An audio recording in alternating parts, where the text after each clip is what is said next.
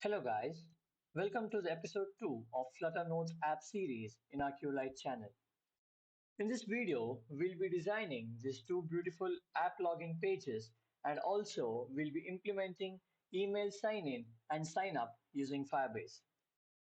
If you're interested in integrating Firebase notification in your app, then do watch this video to know the insights of integrating Firebase authentication.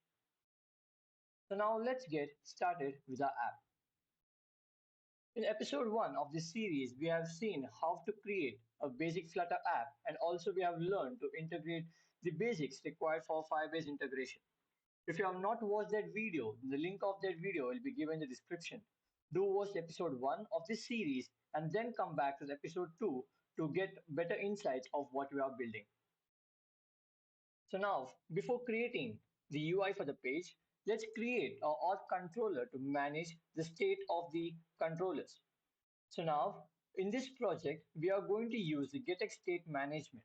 We have already seen how we have basically implemented the getX for our project. Now let's create a controller for the authentication part. So inside our controllers, let's build a new Dart file called and name it as auth controller. Now let's create a new class called auth controller, and this controller extends a class from the getX package, that is getX controller. So you can just include the getX package, and we have the getX implemented, that is imported automatically by our VS Code. So in our design, we have two fields in our first page, that is for the login page.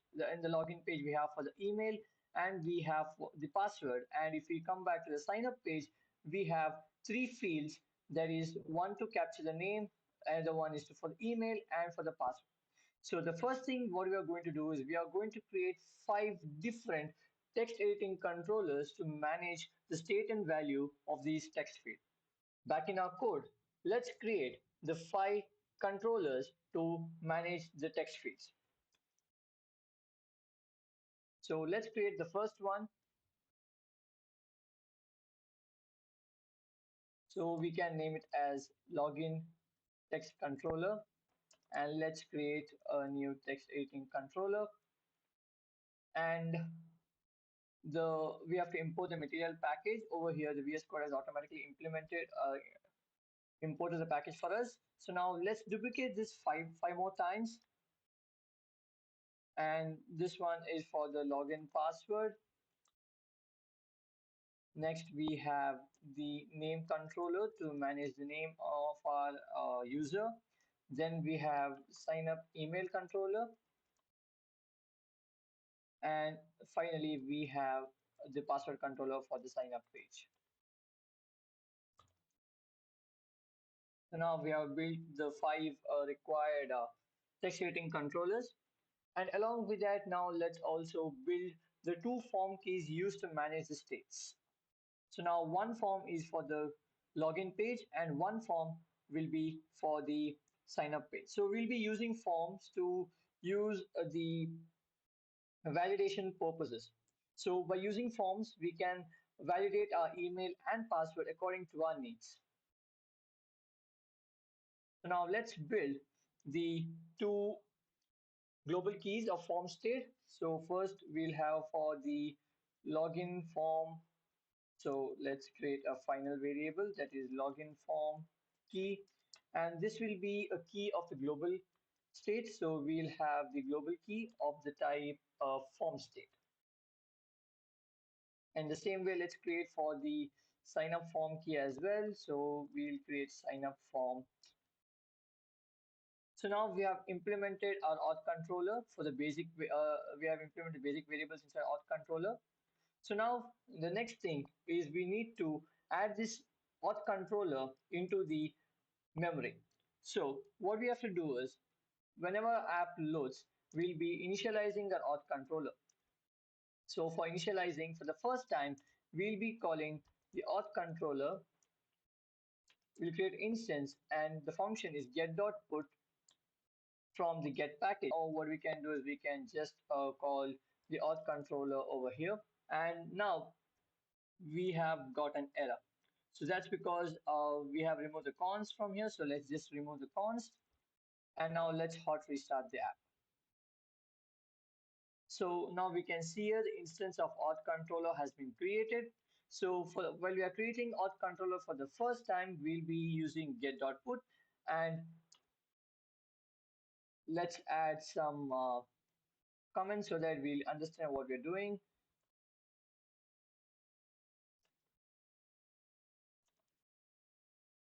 So into the memory,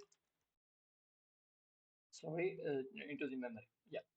So now we have added our auth controller to memory. So now let's create inside the page, let's create a directory for the auth pages.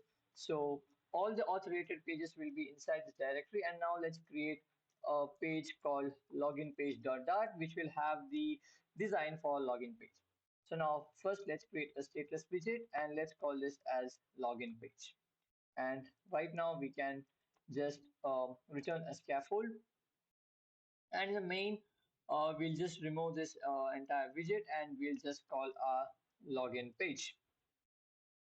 Refresh, and we can see we have a login page. So let's confirm that we are properly showing a login page. So what we can do is we can just show a body.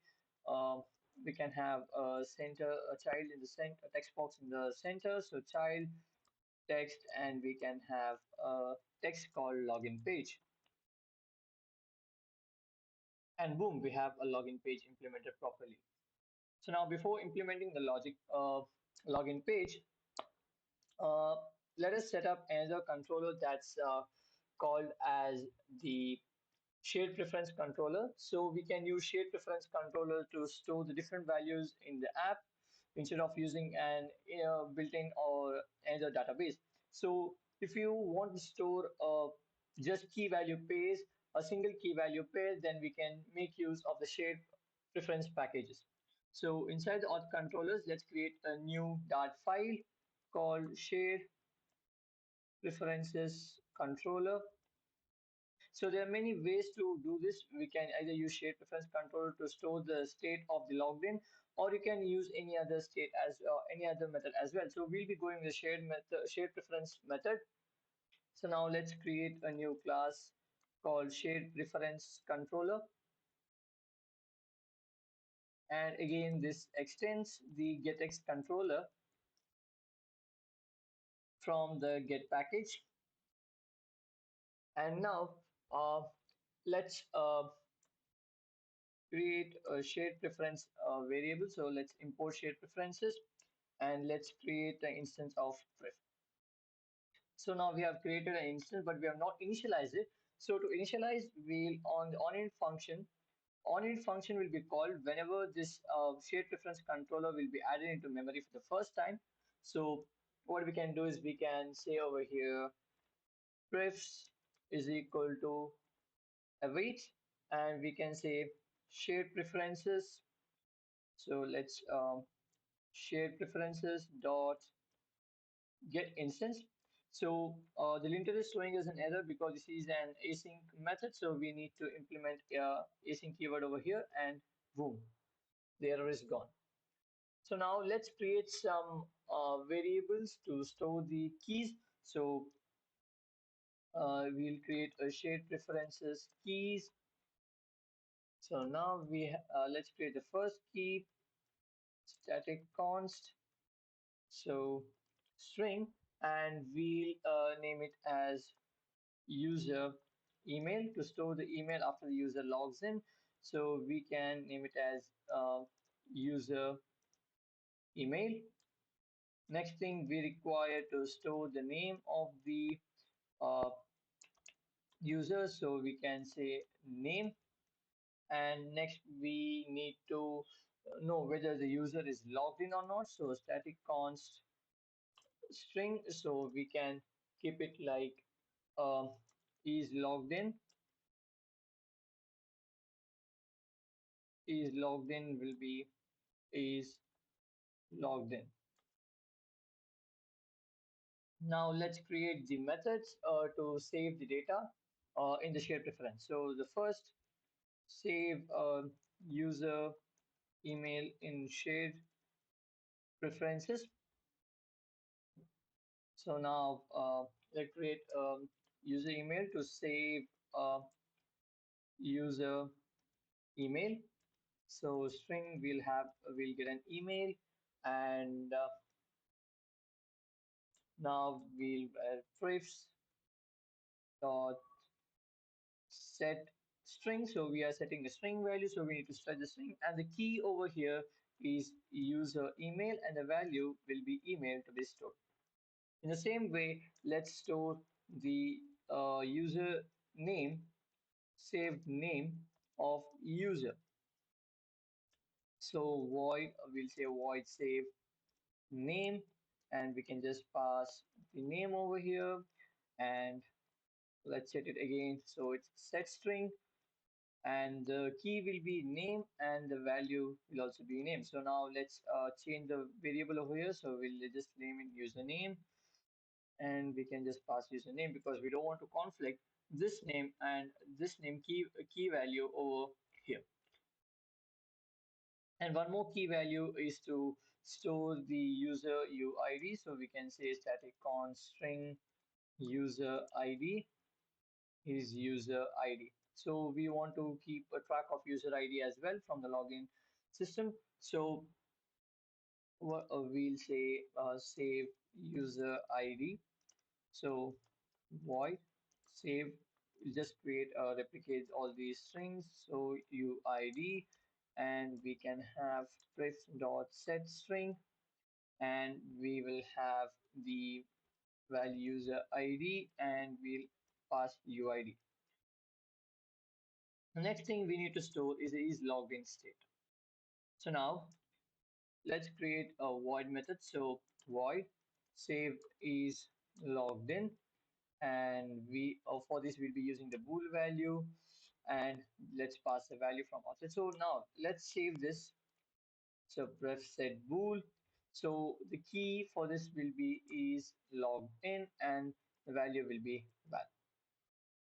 So now we have set all the variables in our shared preferences. Now it's time to get the values that are stored in the shared preferences. So we'll be using the get methods.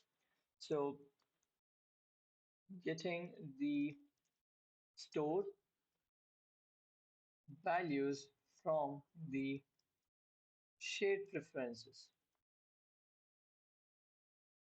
So now let's create a get method for each. So first of all, let's get whether the user is logged in. So we have bool get is user logged in, and from the prefs we can call get bool, and we need to pass the key of that bool. So the key is logged in for the logged in state, and this returns the value. The same way, let's return the user ID. So we need to, from the prefs, we need to follow a function called getString, and just pass the key, and that is user ID. So now let's replicate this two more times to get user name, and we can pass it as name, and get user email, and we can get the email ID. I think it's user email. So to implement whether we have login state or we are logged out state, so we need to check on these criteria, and then we need to route to either the login page or the home page depending upon whether the user is logged in or logged out. So if the user is logged in, we need to directly show the home page of the screen. If he is logged out, then we need to redirect him to the login page so that he can log in into his account. So before introducing all those things, let's create inside the page directory. Let's create a new file, and we'll name it as splash screen. So we'll just build a small splash screen over here. We'll just name it as splash screen.dart, and let's create a stateless widget. So let's build a scaffold with a body, a center, and let's, for now we'll keep the child as text, and we'll name it as this is splash screen. And let's create this into a stateful widget. You'll get to know why we are creating it into a stateful widget in a while. And in the main page, instead of calling the login page, let's replace this with the splash screen because we want to show our splash screen first. So now we can see this is our splash screen. So we can just remove this import. And now along with the auth controller, let's create an instance of the shared preference control as well because we require the data from the shared preferences. Final shared preference controller. Let's create a shared prefs is equal to get from the get function. Let's call the put method, and we'll just pass the shared preferences controller. And let's hot refresh the app once again. Yeah. So now we have added the shared preference and as well as the auth controller into the memory. So now we can access the values that are in these two controllers. So heading back to the splash screen, so we can call the inState method, which will be called only once when this page will be loaded for the first time. So over here, let's create an instance for the shared preference controller. So while creating the instance for the second time, instead of using the put method, we'll be calling the get.find. So let's import the get method, get library. So get.find, and we need to pass the type of that's a controller that we're going to call. So this time we are going to call the shared preference controller. So just pass it as a type. And we have created an instance of shared preference inside our splash screen. So now let's add some delay of 3 seconds. So we'll have a future.delayed function. So we'll have a duration of at 10 seconds of 3. And then after 3 seconds, we need to route to the page, either the home page or the login page according to the data that is received from our app. That is whether we have logged in or logged out. So what we can do is we can create a new variable bool. This can be either null. So we'll say bool is logged in. So from now we can get this from the shared preference. So shared preference dot is user logged in. So we have a function. So let's call it. So now let's remove this, and yeah, we are done with this. So now what we need to do is we need to have a condition. If is logged in is equal to null, or we can have not is logged in, or else what we can do is we can just replace this over with this, and we can name it as false. So what we've done here is we'll be calling the is user logged in method that we have created. So what this double question mark and false means? So while we're calling the function from the shared preference, if we get the user logged in value to be null, then we'll be assigning the default value as false. And if this value is not null, then the value returned from this get method will be assigned to is logged in. So right now what we can do is we can just have a condition if is logged in, then we'll route to home page, else we will route to the login page. So what we can do is we don't want to come back to the splash screen again, so we'll be calling the function get dot of all to move on to the next page, and this page will be login page. So now let's once hot restart our app and let's see if our app is working properly. So here we have restarted, and we are getting a null check operator is used on a null value. So let's see what's the issue.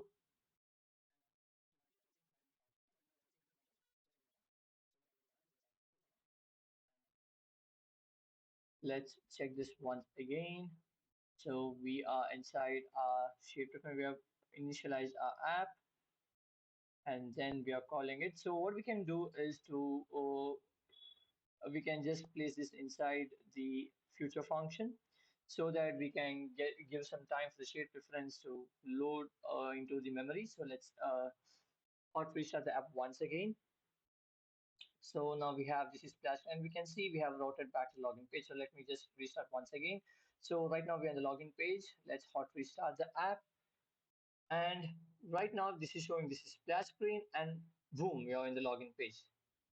Now let's design a simple splash screen according to this design reference.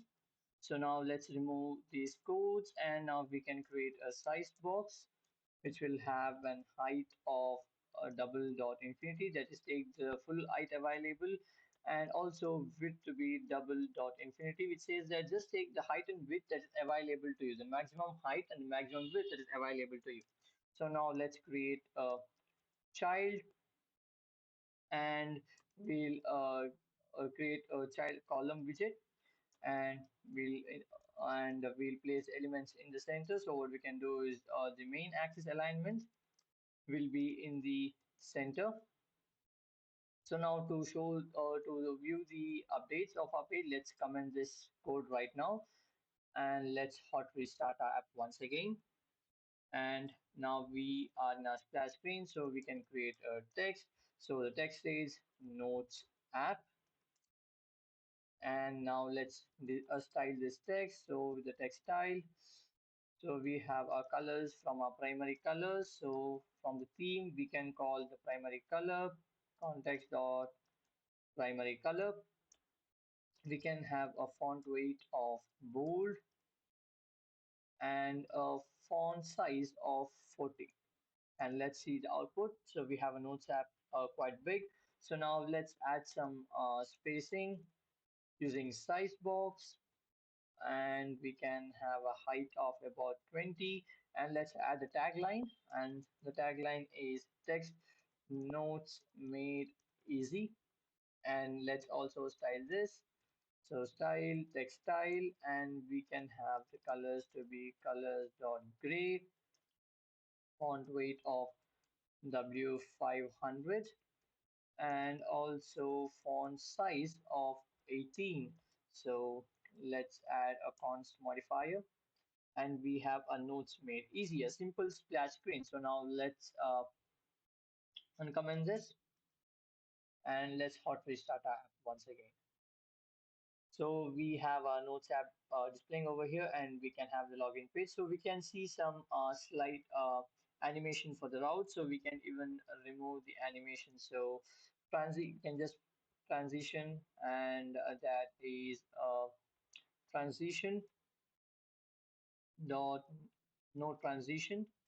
So or we can have a fade so it just blends on with the screen. So we can just out refresh and we have Notes app and we have the login page directly displayed. So now let's build our login page according to this app design. So this page design. So we have our Notes app over here. Then we have our tagline, and then we have some spacing. We have some spacing of the top. So as you can see, the elements are placed one below the other in the form of columns. So we'll be using the column structure. So inside our login page. So let's remove this. Let's remove this and let's have a size box whose height will be again double dot infinity and width will be also double dot infinity and the child will be column. So let's create a children. So to space, we'll be using a widget called spacer. So let's create two spacers. So what spacer does is takes the entire available value in that column or row. So we'll create a spacer twice. And now this spacer takes first 50% of the screen, and this spacer takes the next 50%. So the total will be the entire screen taking up. So now if I add any widget, that widget will be placed in exactly in the center. So now let's add a text. So what we can do is from our splash screen, we can just copy this entire to widgets, and we can simply copy it over here. Instead of rewriting again, we just let's copy this, and we have a notes app. And now let's add some spacing again over here, so we can have a const spacer, one more spacer. So we see that our notes app has been shifted. So now what happens is this spacer takes 1/3 of the available space. That is available space is a space available after adding all these into the screen. So 1/3 of the remaining space will be taken by this spacer. The next 1/3 will be taken by this, and the next 1/3 will be taken by this, totaling up to the entire space divided into three sections. So now the next section we can build is these section. So we can include these in one section, or we can include all these in one section. So it depends upon how we want to build it. So let's include all these in one section. So we have our two text fields, and here we require three. So we can see that the text field is almost similar. We have the same design, we have a placeholder, but the main difference that we get is this is an email text field, whereas this is the password text field. So we'll be building a widget to match all these required data, and then we'll be calling the widget whenever required instead of rewriting the entire widget again. So now, first of all, let's build this beautiful text field widget so that we can reuse it again and again. So inside our widgets, we can create a new Dart file called text custom text input dot. And now let's create a stateless widget, and let's name this text input widget. And right now, since we need to have a color, we'll just have a container, and we'll just import material.package. Now we can have the width to be double dot infinity. So we want the entire width. Then we can have a padding. So on the vertical padding, we can have const. We'll have a symmetric padding. So edge insets dot symmetric, and for the vertical we can have about 16.0, and for the horizontal let's go with the 24. Next, let's decorate it. So we can have a box decoration, and next we can pass a colors dot gray. Then we have the border radius to be border radius dot all radius dots. So we have radius dot circular, and let's give it as about 5, and let's add a const modifier. And now as a child, we'll be using the text form field instead of text field because we want to have a validation. So let's create a text form field. If we refer the design, now we need to know whether the text field is a normal text field or a password field. And also we need to know what is the placeholder that we are going to add. So the two variables that we need to pass whenever we want to call this input widget are fine. First thing is a string which says the hint text, and next will be the bool value where the saying is password. So if this text field is for the password, then we can pass it as true, and by default it will be false. So what we can do is we can increment this dot hint text, and this dot password will be true by will be false by default. So, and if you don't pass the is password value, then it will be directed to false, and hence it will give you a normal text field. So now let's create a text form field, and obscure text, I will just pass obscure text which says whether it's a boolean value, it takes whether it's a password or not. So we'll be passing is password. Now let's create a in decoration, and we'll have an input decoration. and let's pass the hint text, which is a string. So we have in text. And now for the border, we'll have the input border dot none because we don't want any border that's specified by our widget. So now we don't see any output because we have not called over here. So inside this page, let's call the widget that is the custom input, custom text input. So let's see what happened. Okay, it's text input widget. So text input widget, and we need to pass the hint text, and we'll pass enter email, and boom, we have this. So we have the spacing too much given. So we can reduce the padding to 8. And now we can see that in our design, we have some padding over here, and we don't, but over here, we don't have any margin. So what we can do is in our login page, we can wrap this entire column inside a padding widget.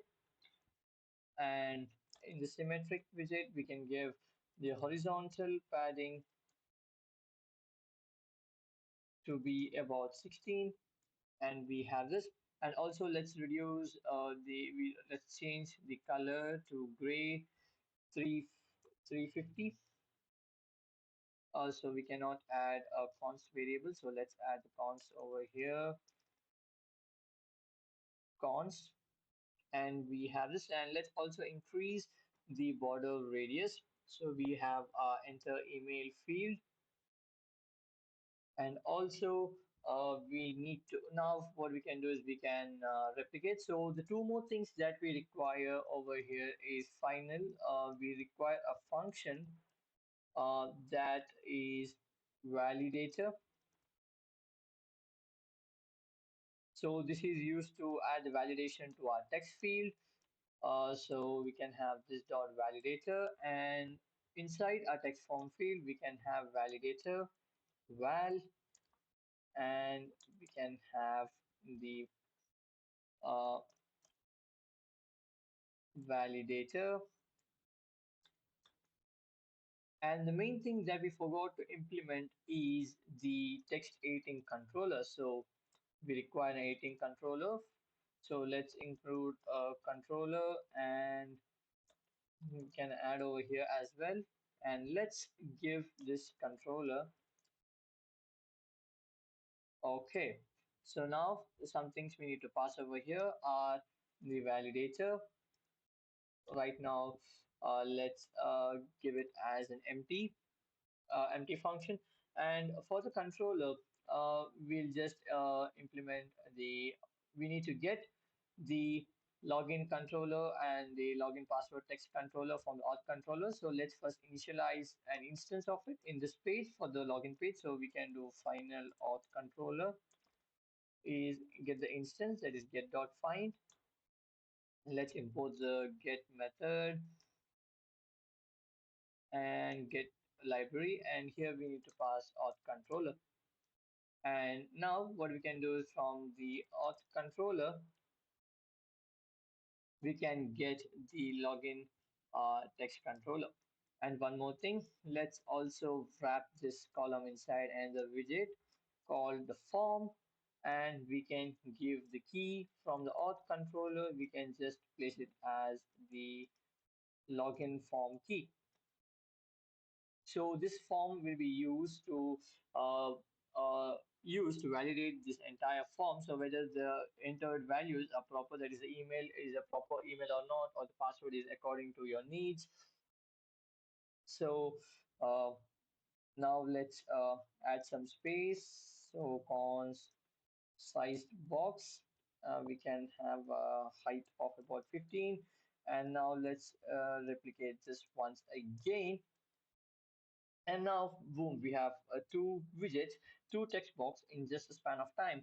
So we'll have, so now we can see we have this text. So now what we can do is we'll have enter password, and we'll say login password text controller. So if we type still, we can see the text. So what we can do is we can just pass is password to true and save. And now if we type anything, so that will be in asterisk or any required obscure character. So now we have created this. So let's add a flex of two. Okay, we can add it later on. So now let's give some height and let's add a text that is for the forgot password field. So let's add a container over here, and we can have uh, alignment to be alignment dot end center right, I guess. So it's center right. Then we have the child to be text and forgot password. So let's style this. So styling will be text style color colors dot gray of 350. Let's go with 350. So font weight will be font weight of W500. So let's save this. So it's too light, so I think we can just go with the gray as well. So we have a gray font and font size will be 18, and this is too large, so we can just go over with 16, or else we can just even go with 14, I guess. So let's experiment with these values, so which fits better, and let's go with 600. Cool. And now let's add a const modifier. And now let's have the spacing almost equivalent to the double of this. So we can have a spacing of 30. So now what we can do is we can just create this button. So we can see we can use this as a primary button, and we have the same button as well over here in the sign up page. So the major difference that we are getting for these buttons are the name of the button and the functionality that we are going to implement for the button. So once again, let's inside the widget, let's create a primary button, and let's create a stateless widget, and let's call it as primary button, and return, let's call it we'll be using container for this because we want to give the color for the button. So we'll go with the padding of edge insets. We want only the symmetric, vertical to be 8.0, or okay, we can go with 16.0. Then we'll go with the width of get.width, that gives from the get package we can get the variable called width, which gives you the width of the entire screen, and we want about 70% of the screen, that is multiplied by 0.7. And inside the decoration, let's have some decoration, box decoration. um, so we can have color from the theme color, primary color theme dot of context dot sorry, it's primary color. Then we have border radius. So we can have a border radius on all the sides, and the radius will be circular and almost about we can have about 30. And now we need to get the value for the variable, that is the text, button name, and the function. What we have to do, so let's create two final variables. So we can have button name, and we can have one function on tab. So let's include them in the constructor fields. So let's prettify this by adding one comma. Okay, so now what we need to do is we'll just create a child. So this will be a text, and we can call this as button name. Let's style this. So style will be text style color will be colors dot white. Then font weight will be font weight dot bold. And let's give the size, font size to be 20. Let's add a const modifier, and also let's wrap this inside a gesture detector so that we can receive the taps or feedbacks from the user. So wrap inside the widget gesture detector, and for the on tap functionality, we'll be calling the on tap function. And now let's call this primary button over here. So one more thing we need to implement is the alignment. So we can do alignment to be in the center. So our text will be placed in the center. And now let's call this. So we can call the primary button. The text button name will be login. And on tap functionality for right now, we can just say, we can just print debug print. So debug print, what the debug print does is just prints the variable values whenever the app is running in the debug mode. So we can just say login button tab for right now. So we have a login button, so we can increase a spacing, like we can place 60. And if we just tap on this, so we can see the login button is tapped. And now let's give the spacing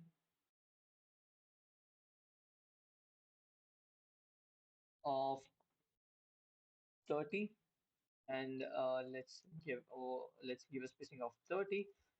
And over here we need to have text that says or. So we have this text or. So let's save this, and let's add some style for this as well.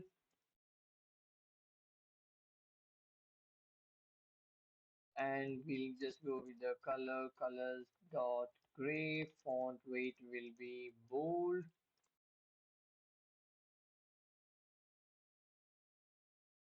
And we can have a font size of 18. And let's add const modifier as well.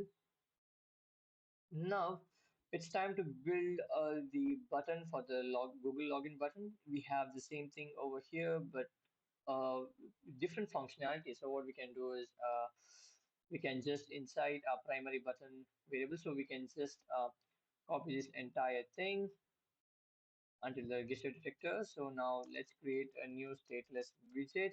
So let's call this custom Google button. And now we can paste this. So let's create two variables, final string. We can have button name, final function on tap. So let's include them in the parameter list. So we need to have a return variable over here, return value. Okay, so now in the login button, we had just one text, but if we just refer to this, we have an image and we have login with Google text. So what we can do is we can just include this inside the widget called row. Sorry, we have to include in the row, and the main axis will be in the center. So main axis alignment, it will be in the center. So let's create it, and let's call this widget over here as well. So we can call the custom Google button, and right now button name will also be login, and on tap functionality will be nothing as of now. So we have the same button, but we want to change some styling. So what we can do is inside our button, we can uh, change this color to colors dot transparent. And for the border, we can have border dot all. color. Now we can pass the theme color from the primary color from the theme, primary color, and boom, we have our white yellow background. And for the text, we can go with yeah, let's remove this, and we can go with the primary color. So theme dot of context dot primary color, and here we can append this with uh, login with Google. So let's replace interpolation. So we have a login with Google, and we can reduce the size to 18, or else we can even reduce size 16, and we can either give it, or we can place it even in black. So according to design, we have it in black, and we can even change it to any primary color. So now let's add an image. So to add an image inside the popspec.yaml file, just uncomment these lines, and you can get the asset from the assets icons folder. So it's a PNG file of the Google logo. So the next thing is to implement the widget. So we can call image dot assets. From the assets, we can call icons, and we can call Google icon dot png. So my bad. So there is no underscore. So save and hot restart the app. Okay, so we have a Google logo, but we need to have some spacing. So let's have a sized box with a width of about 10, and we have some decent spacing. So we have a login with Google button. And now the last thing we need to implement is do not have an account and create one button. So we can implement this in many ways. So I'll be using just simple row to fix this. So let's inside over here. So what we can do is after the spacer, we want spacer. So let's have a sized box height. From below, we can keep it about 20. And now we'll create a row child, and the main axis will be in the center, alignment will be the center, and we can have two texts. So the first text says do not have an account. Sorry, do not have, let's do not have an account, and we can just add accounts modifier. Now let's add in the text. So it will be create one. So we need to style this. So style text style. So color will be theme dot of context and the primary color from the theme. And let's save this. So we have this, and let's add some white simple spacing over here. We can have a simple spacing, and we need to increase the size to about 40 because we want it to a little higher. Okay, so we have create one, and let's just wrap this inside a gesture detector, and on tap we need to go to some page, and let's create that page. So inside the auth page, let's create and a page which says uh, it's the sign up page dot. So in the login page, so we can see that according to our design, we have some spacing and we have some more spacing over here. So what we can do is in the first spacer over here, we can have a flex of 2, and the spacer that we have here, we can have a flex of 3 and we can decide the spacing. So we can improve the spacing to 3 over here as well, or 4, and we can go over with 4. Cool. So now next thing is we need to copy this entire thing and let's paste it over here. So we'll create a stateless sign up page. We'll just return this entire widget, and now let's import the material widget, and we need to include the text input as well. Then we need to create an instance for the auth. So final auth controller get dot find. So let's import the get package as well, and this will be, so it will be the auth controller. Let's remove this const and let's see if there's an error. So let's include this as well. So now some things to change over here is sign up email controller, sign up password controller, and one more thing that we need to implement is for the name. So we can have enter name and name controller. So over here for the login page, whenever we want to click or whenever we click on the create one, we need to just redirect to the sign up page. So let's add a get.do method. So we want to go to a sign up page. So let's click on create one and we see that there's a duplicate global key. So one thing we forgot to change in the sign up page is the global key can have only one instance. So this has to be the sign up form key. And let's hot restart the app once again. And now whenever we just click on the create one button, we can see a notes app. So we can have enter name, enter email, enter password. So we don't require just forget password, right? Because there's no method of implementing the password field over there. So forgot password thing over there. So let's remove this.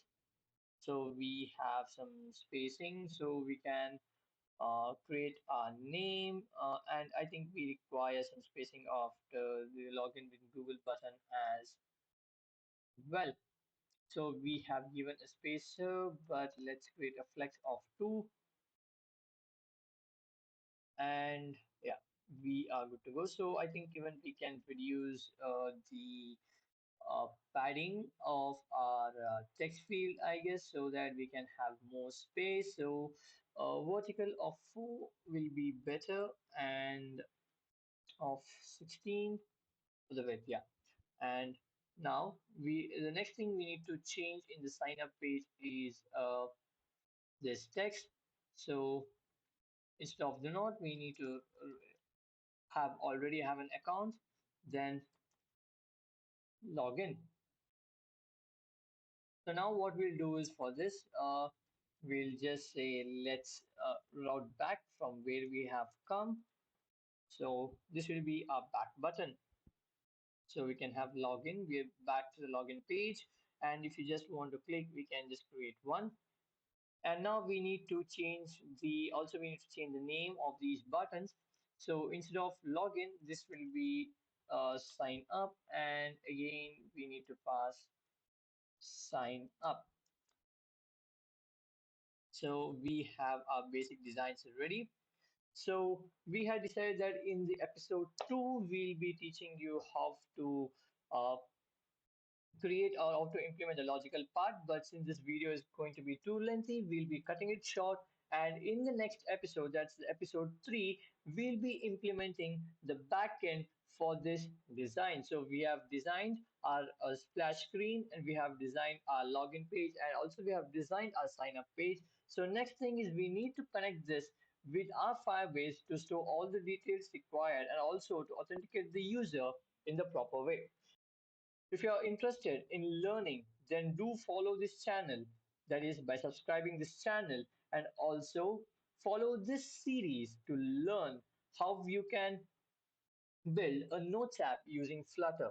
In this, we'll be teaching you how to integrate the user authentication, how to store values, that is notes, in the app and to display to the users, that is by providing them the cloud service of Firebase Firestore.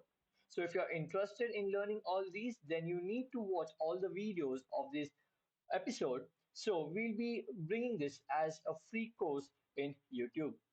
So if you like this video, then do support us by subscribing and also liking this video, which will motivate us to bring out more content like this in the future.